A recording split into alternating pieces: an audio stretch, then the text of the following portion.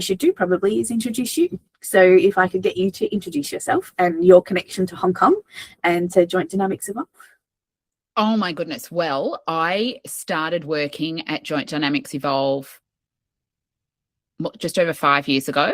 So I was living in Hong Kong for quite a number of years. And then, so I was there in person in Hong Kong for a few years, and I've been back in Sydney now for just less than 2 years. I'm a psychologist, so I am the psychologist at Joint Dynamics and Evolve, and I worked a lot in person with new mums when I was there, and now I work online a lot with new mums still in Hong Kong, and we work through all of the bits and pieces that are involved with everything from when people are trying to get pregnant to pregnancy, and then moving on to actually dealing with what the reality is of having a newborn. So it was a long time ago for me and not so many years ago for you, but I think that shock stays with you. I think there is nothing quite like a life change of having a newborn. Oh yeah.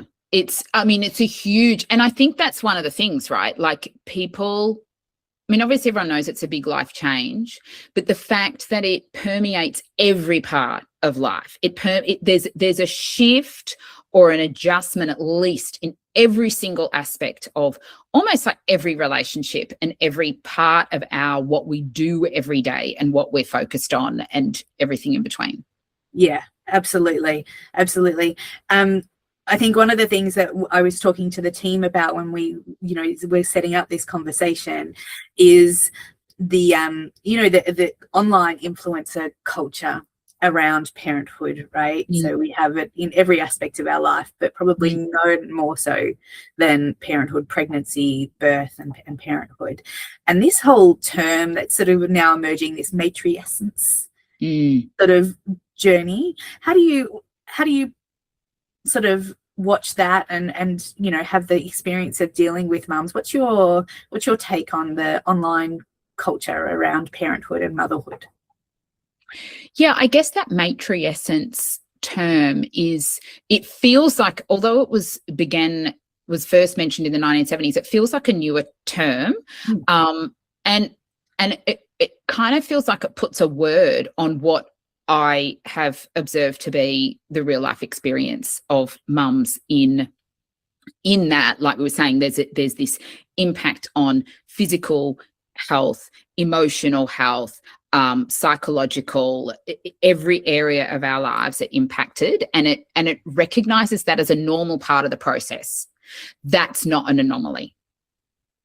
We don't go through this without an adjustment in some way, and that's different than other things like pre-postnatal anxiety or pre-postnatal depression. There's a recognition that there's a huge adjustment that is just a normal part of the process. Yeah. And I guess, like with everything online, there is good and bad. Yeah. To the influence. Would that be your experience?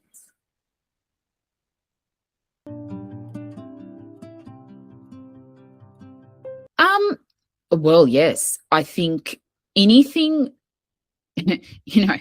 anything, and this is what always comes up for me, like the shoulds. Anything that triggers shoulds in us is not helpful and only feeds into self-judgment. If I'm looking at something and if anything within me is like, oh, I should be this, or I should be doing that, or that should be my experience, or anything like that, that's normally only going to trigger self-blame and self-judgment that's unhelpful, and actually, ironically, not move us in the direction of whatever it is that we're seeing. Does that make sense? It's like, if it's triggering, if it's someone having a very real, genuine experience and sharing what their real experience is, fabulous. If it's someone sort of indicating, well, you should do it this way, or this is how it should be, forget it. Yeah. It's a really tough balance, isn't it? You do want to see people having that experience, and you do want to see maybe some tricks, or maybe have your eyes opened. But I love that whole, if the sentence starts with I should, that maybe I need to leave that one alone and scroll on. Absolutely. I have very little tolerance for that. I have very little tolerance for anything that I see that triggers some self-judgment in me. It's just out. No. And I think this is the thing with parenthood and being new, even during pregnancy, even before the baby's born. I think the thing is that like we said, our judgment of ourselves is so triggered, and that feeds into that mum guilt element of what we call mum guilt that happens, to be honest, even when we're trying to conceive.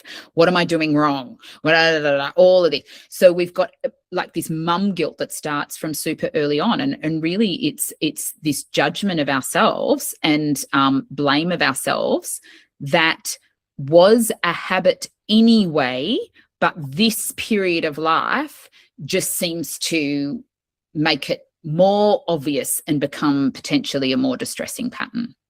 Yeah, it does seem like everyone feels like they have a say over what you're doing, right? As soon as you're trying to get pregnant, if that is a common knowledge, and sometimes it is and sometimes it isn't, and as soon as you are pregnant, and then when the baby is there, everyone seems to feel like they have a validated opinion over what you should or shouldn't be doing.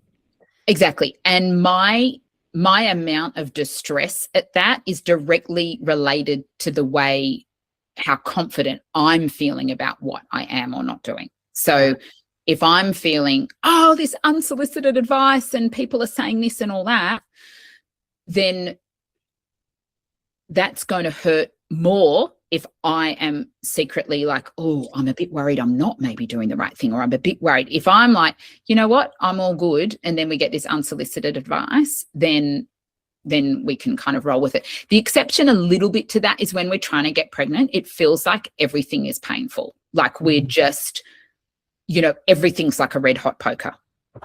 Almost there's nothing effective to say, like that anyone can say that isn't going to be, like a red hot poker.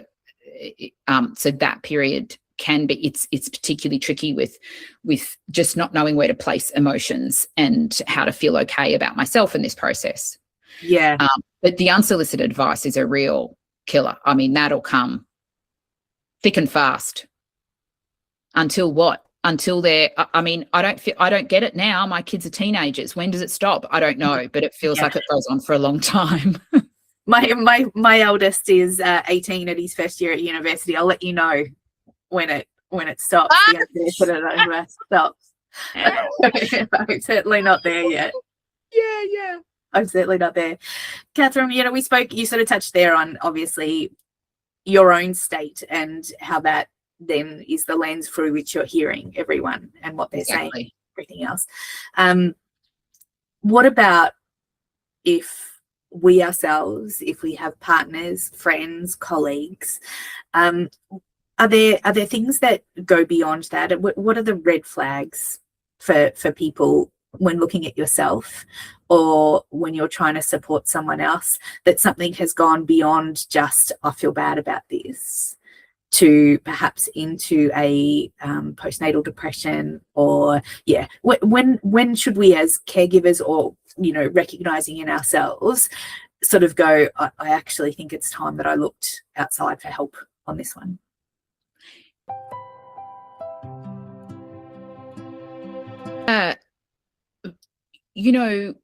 Sometimes influences can be hormonal, right? Like the baby blues and stuff. So the baby blues really only last a few weeks, theoretically, like from a week or two after birth, then for a few weeks. And there can certainly be hormonal influences on anxiety as well. Often those types of situations are like, either I'm feeling really, like with the baby blues, I'm feeling a bit down, but I can't quite but actually everything's fine. I'm not actually down about it. Does that make sense? Or or the anxiety, I'm feeling quite anxious, but really there's nothing actually worrying me. It's a bit of a simplistic way, but that's sort of more that hormonal stuff. When we really genuinely do not feel like ourselves and there's something going on and I just can't seem to shift it. It's been more than a few days and I'm just not feeling right. There's often things that we can do in the way that we're responding to situations, in the way that we're thinking, in the way that we're managing things, that we can speak to a professional about and just get some assistance with. Because what the red flags are essentially is this ill health, whether I'm feeling really low or really anxious or whatever it might be, is it getting in the way of my daily life? Is it feeling really uncomfortable? Am I just not being myself? Or is this actually something that I've experienced before and I thought maybe after I had a baby it would go away, but it's not? It's something that I'm not engaging with life in the same way that I used to. And that's unrelated to I'm just not getting enough sleep and I'm caring for my baby all the time. But I'm just not feeling the same way about life, about interacting with people, about whatever it is. And that can include also I'm feeling like maybe I'm not going to be a good enough mum. I'm not bonding with my baby in the way that I should, and all of that kind of stuff.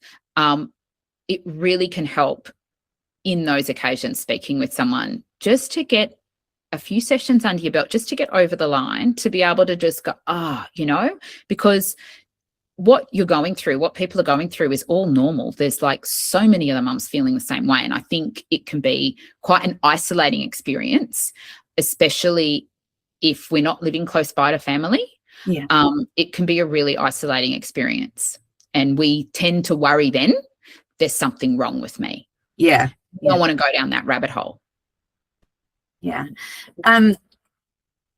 What are the types of things I could say to people in that situation? If I have a friend perhaps or a partner, how can I speak to them about reaching out for help without being judgmental or you should go and get help for that? Oh yeah. We definitely want to avoid should. So I would just begin an exploratory conversation. Hey, how you going? What's been happening for you? Just opening it up. How, you seemed a bit distracted lately or a bit whatever, if there's stuff you've noticed, but really just how are things going in the back of your mind with thinking, oh, I might be able to weave in this idea of maybe speaking to someone into the conversation, but let's see how this goes. And if they're open to just, it's actually been really hard, having that conversation and just going, do you know what? Lots of mums go through this, and there's help out there just to get a few pointers to be able to get through this point in time. Lots of mums speak to someone just to go through this, like we said, that matrescence, that adjustment that permeates all areas of life. Yeah You sort of said one thing, and I this bit I do remember quite well, even though it was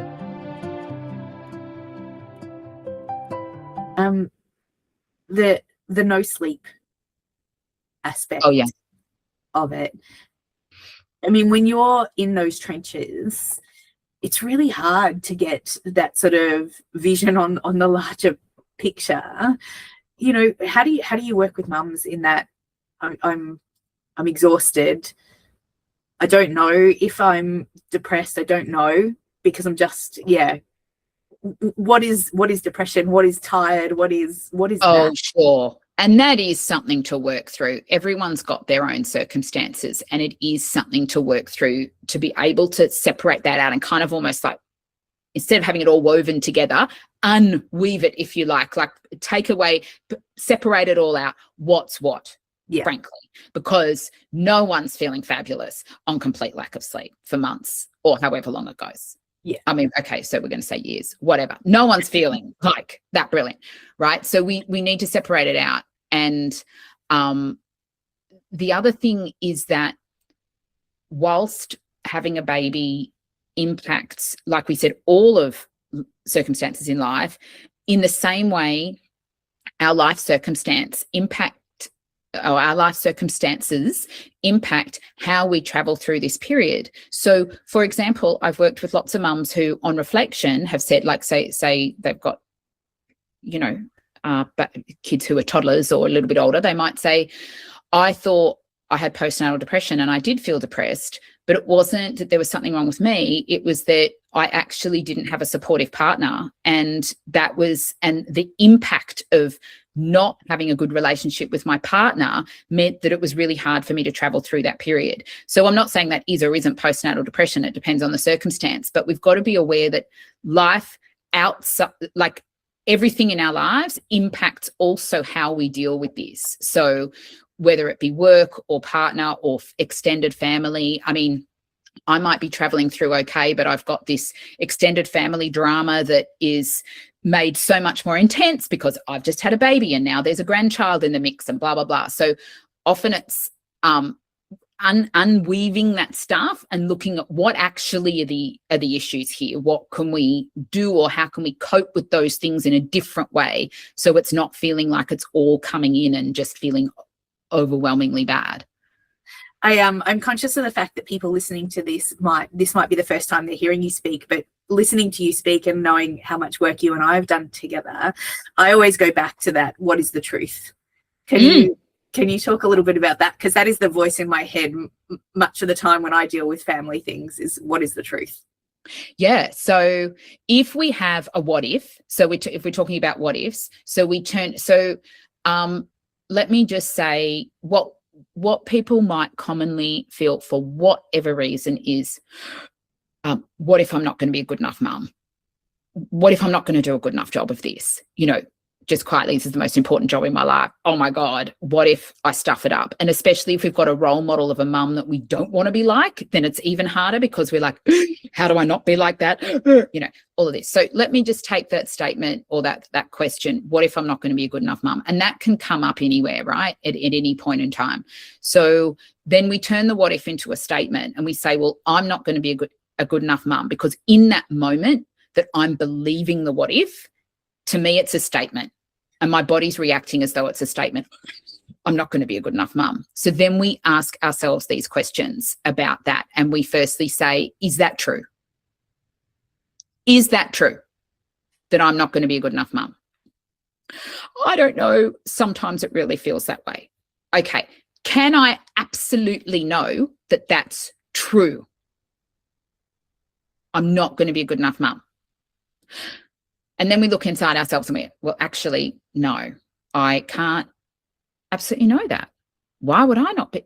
Everybody's just doing their thing, right? Trying their best. So the third question, there's 4 questions that we ask ourselves. The third question is, what am I like when I believe the thought, I'm not going to be a good enough mum? What is that like for me? How do I feel? How do I behave when I believe that thought? And normally at that point, we feel the tightness in our chest. We feel physical distress. We're feeling so inadequate, and our behavior is that we might be more withdrawn. We might be less even inclined to engage with our baby because it's like, well, I'm not going to do it right anyway.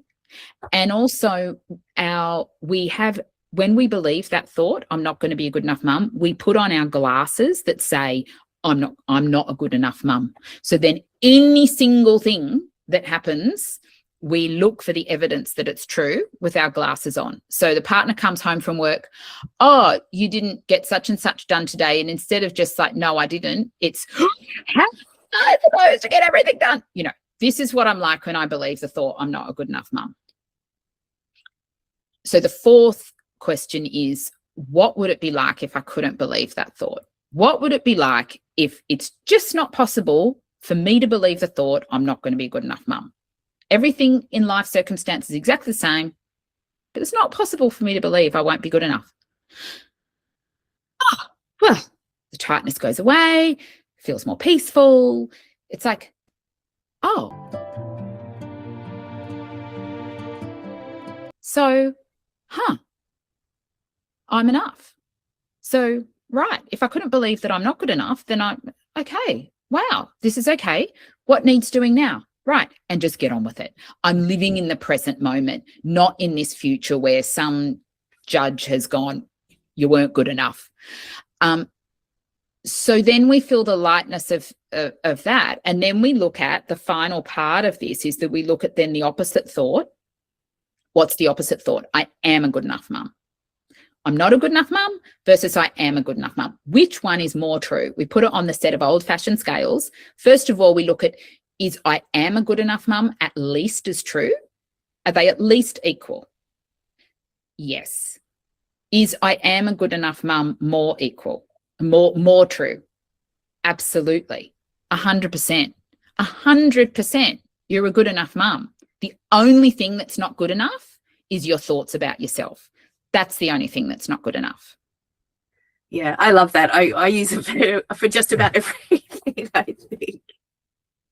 Absolutely. It's so such a the great beautiful thing is it's kind of cognitive behavioral therapy in a way, but instead of it looks at the process, instead of challenging our thoughts, we investigate them. So we go in with like a mindful curiosity. Really? Is that true? Can I really know that's true? And, you know, it can feel really true, but can I really know that? Yeah. So. Yeah, it's my, I'm obviously at the other end, and it's my 2:00 in the morning menopause wake up discussion with myself.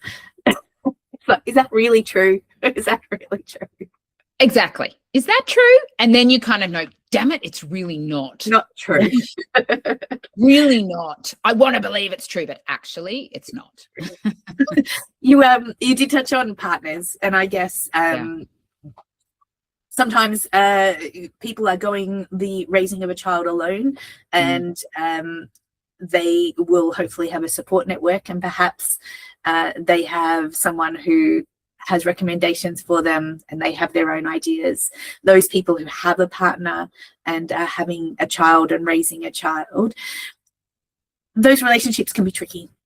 And like you said, when a child is there, it can be even more tricky. Mm-hmm. In your work with single mothers or couples, what do you see as some of those challenges for partners bringing children into this world? I think so. A lot comes up within us when we have kids that we don't even know is there, right? Yeah. Concerns we might have, beliefs we might have about ourselves, beliefs we might have about parenting. We can only communicate to each other what we recognize within ourselves. I can't tell you what's going on for me if I don't even know what that is. Yeah. I can say I'm feeling a bit this or that. I don't really know what's behind it, but this is just what I'm feeling at the moment, and I'm behaving in this way or whatever. So the more honest and real we can get about where we're at, that is really the groundwork that we're looking at. All we want is to be able to say, wow, I'm feeling really concerned about this, or I'm really worried about this, or I'm really upset about this. And remembering that when we feel frustration and anger, it's masking a hurt of some sort. And often it's a hurt about ourselves. Like, say, for example, I can't get my baby to sleep and I'm so frustrated. I mean, never mind, I'm sleep deprived and just tears are coming out of my eyes because they're just flowing out because I can't cope anymore. But I'm really frustrated. When I look at that, I'm actually frustrated at me, because I feel like there's something I should know. There's something I should be doing differently. There's something wrong with me that this baby isn't going to sleep. Where really, it's just the baby. It's just how it is. So we always look for what's frustrating. What's if I am feeling frustrated or angry, what am I most hurt about? And beginning, if you haven't already with your partner, really beginning the process of trying to be as real and as raw as possible. Just about what's bothering you, where you're at. And it's amazing what even little small conversations can do in terms of sometimes daily irritations or misunderstandings, because we don't want to be repeating the same pattern over and over again. It's fine to have, of course, you're going to have disagreements and arguments and all these things, but we don't want to have the same ones all the time. We want to be able to sort it out, move on to another one. Yeah. Yeah. That's an excellent one. Yeah.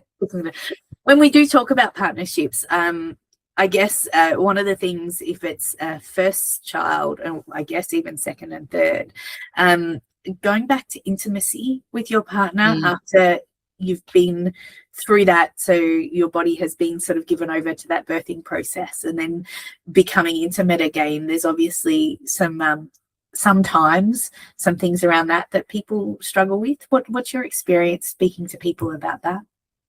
Yeah, again, it's about the expectations on myself, the expectations of my partner, my partner's expectations of me. And often, there's that whole intimacy can look different for men and women in the sense of that if we're talking about an intimate connection, often women, and this is totally stereotypical, but women want to feel cared for and heard and understood and valued before they have sex, and a man wants to have sex to feel cared for and understood and valued.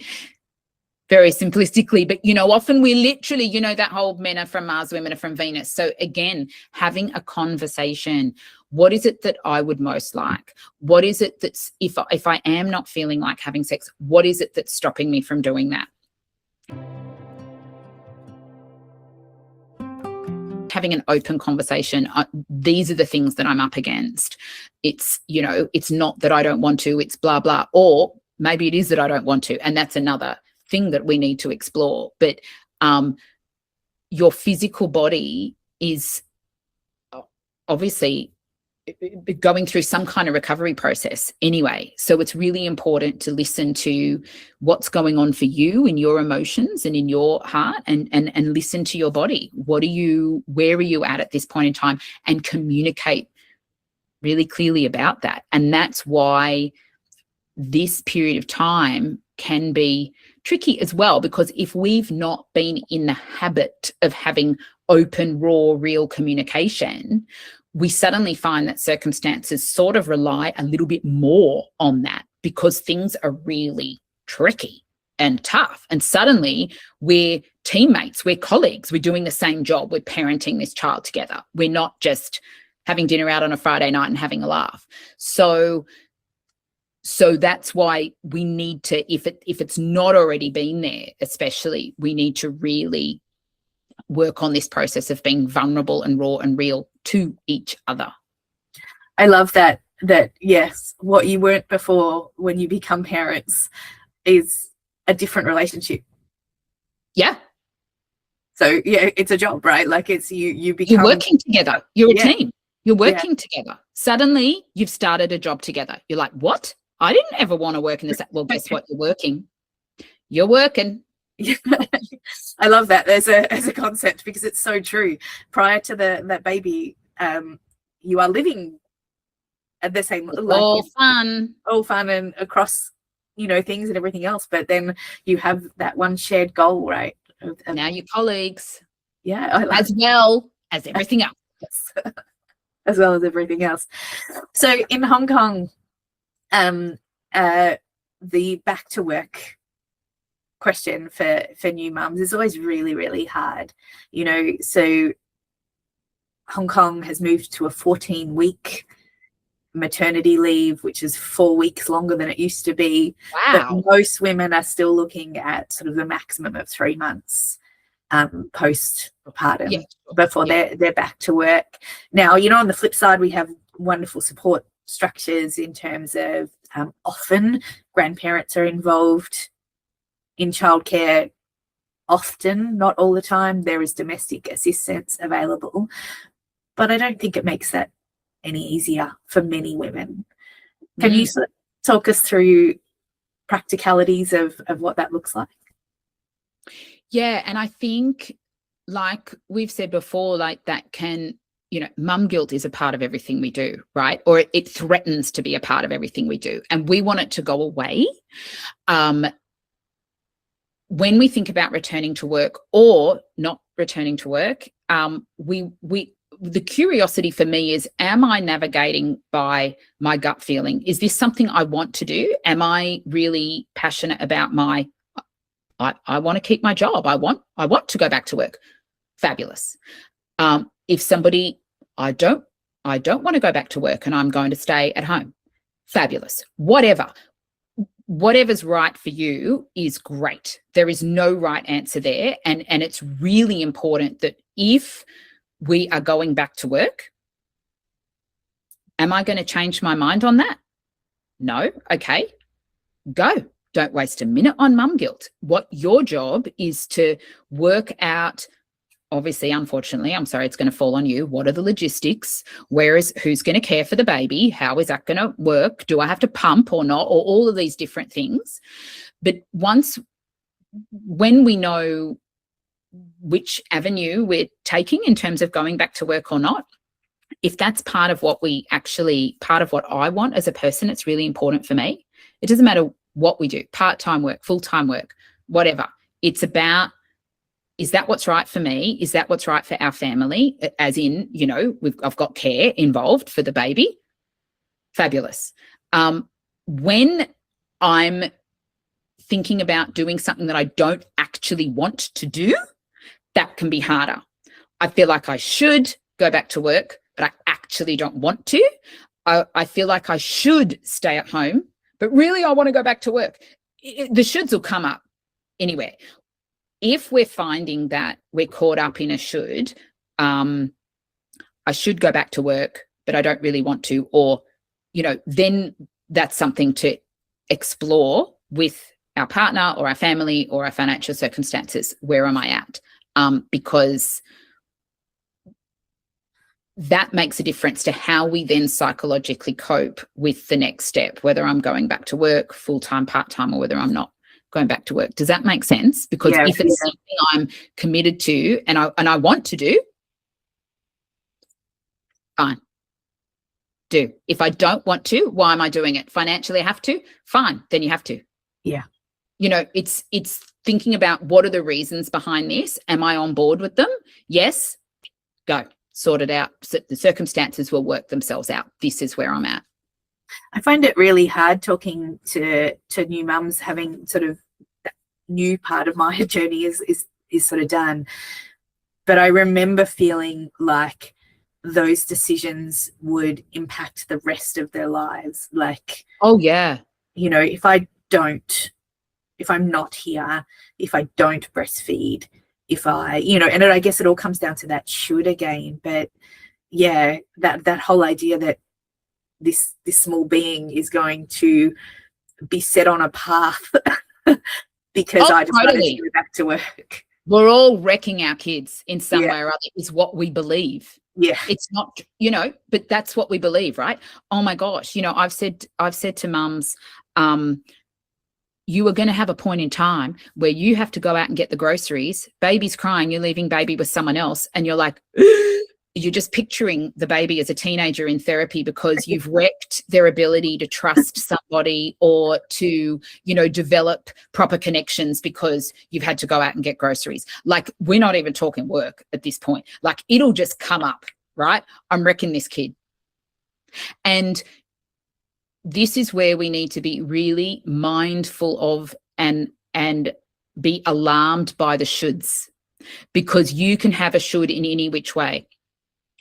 What if, or I should stay go back to work, because if I stay at home with my baby or with my child, then they're not seeing me as a role model, as a working woman. Well, what's that going to do to them? They're never going to have a career. Oh my Lord. Like, we can go any which way we want with it. Absolute rubbish. Yeah. Frankly, you can breastfeed and you cannot breastfeed. And that is not going to put your baby in therapy. And besides, therapy is good anyway. But it's not, it doesn't. And I think the key thing is that we want to, if we were to say to a bunch of mums, what do you most want to have your child grow up with, a sense of love for others, a sense of understanding, a sense of patience and compassion. Yeah. Have that for yourself as a mum, and that's the best path you can put your child on. Yeah. Patience, understanding, love, and compassion for yourself. Oh, I love that. I think I want to do a walkthrough, and I guess keeping that in mind, I want you to, we're going to walk through the journey, and I want you to highlight the things that should be embroidered on a pillow for our mums. So if I'm in a fertility journey, whether that's by myself or with a partner, what is the thing that I should embroider on my pillow? I want to say, and I feel like this is looking at it in the negative light, I want to say it's not your fault. It's not my fault. It's nothing to do. It's not to do with it. It is what it is. It's not my fault. It's nothing you're doing wrong. What about, what about pregnancy? I am pregnant. What does my pillow say now? You're doing a great job. You're doing a great job. You're doing fine. Just vomiting and thinking you can't eat all the right nutrients. Too bad. You're doing a great job. Just keep going. Preparing for birth. Breathe. In so many different ways. That's it. Breathe. That is all I'm saying. Breathe. What about in those first days and weeks after baby arrives? Everything you're experiencing is normal. Yeah. I love that one. And as we get back to what will never be a normal life again, but as we get back into the world,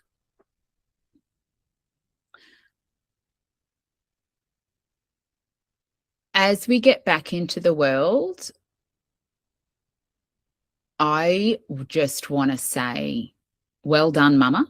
Keep going. Yeah.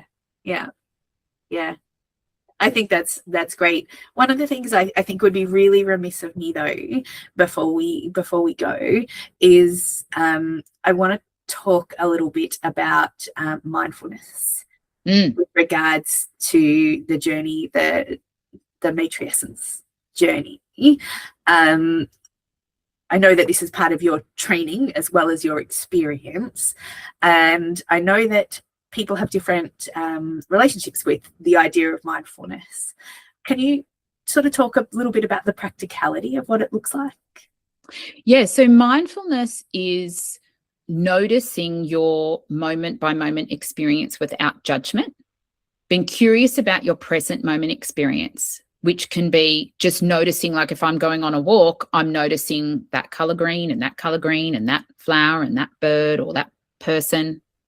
It's noticing what's going on in your present moment experience, or that could be internally. What am I thinking? What am I feeling? It's just noticing without judgment.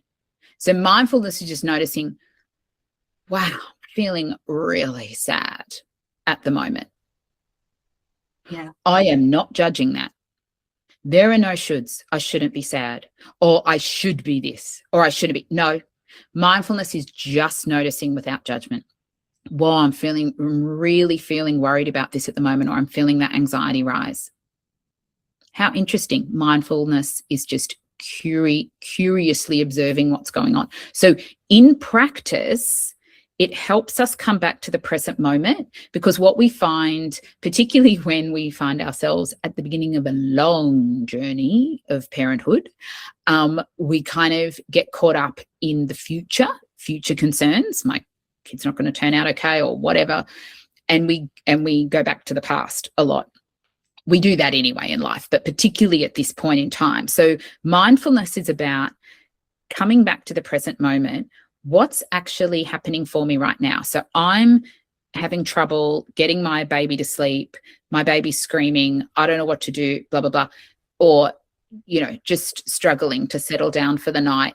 And then I'm thinking, on the one hand, how much longer can I do this for? And I'm picturing a future where this is happening month after month after month after year, and I'm never free again to go and sit on the couch with my partner or have a glass of wine or whatever on earth I want to do. I'm stuck with this baby trying to get them to sleep. So mindfulness is about what is happening right now. Right now, my baby's not going to sleep. Can I deal with that in the present moment? Sure, it's this moment. I just need to get through this moment, this experience. When I project into the future, this is going to last for months and years, and oh my God, then I'm in distress. We always find that with whatever's happening now, I can deal with. Whatever I project onto the future, I can't. So mindfulness is noticing our moment by moment experience and coming back to it very gently. We always get caught up in the future and the past, but very gently coming back to what is happening right now. What if I wasn't worried about when this continues in another few months, which I don't even know is going to be true. This might be the last time my baby doesn't sleep that well. Yeah. I think that's an excellent one to finish with, and I guess just highlight to people that touching base with someone is really important, whether that be a trusted friend, a professional, someone who can provide you with that support, that viewpoint, that lens. All of those types of things, right, is really important. Absolutely. And, that difference in perspective. I'm really blaming myself for this. Is that is that the way you see it as well? Or is that, and so having that trusted perspective, no, this is not your fault. Oh, okay. What a relief. Yeah, absolutely. And Kathryn, I know you've worked for a long time with clients of Evolve, and just touching base. Right, so you're available online. People can make that booking with Evolve and just touch base with you. Yeah, so it doesn't. And often it's only 1 or 2 sessions when we can just make some shifts with the way that we're thinking about things, or the little ruts that we get stuck into. Happy days. Excellent. Yeah. So if anyone does need assistance, if they feel like they'd like to reach out, Kathryn does a 15-minute consult to just touch base, and then you can discuss whether you would like further assistance. But just reaching out to the Evolve team is the way to go there. Kathryn, thank you so much for your time today. As always, one of my favorite things to do is to chat. Yeah. And to see you. And we're looking forward to more in this space as well. Thank you so much for having me. Thank you.